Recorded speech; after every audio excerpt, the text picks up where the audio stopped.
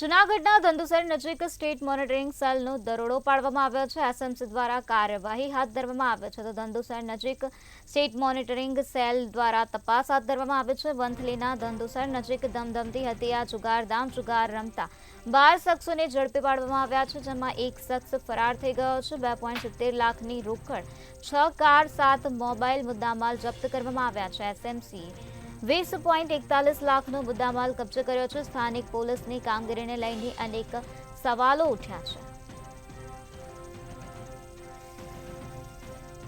તો જૂનાગઢમાં ધંધુસર નજીક સ્ટેટ મોનિટરિંગ સેલનો દરોડો પાડવામાં આવ્યો છે, જેમાં વંથલીના ધંધુસર નજીક જુગારધામ ધમધમતું હતું, ત્યારે જુગાર રમતા 12 શખ્સોને ઝડપી પાડવામાં આવ્યા છે, જેમાં એક શખ્સ ફરાર થયો હોવાની વિગતો સામે આવે છે। આ ફરાર શખ્સને પકડી પાડવા માટે પણ પોલીસ દ્વારા ચક્રો ગતિમાન કરવામાં આવ્યા છે।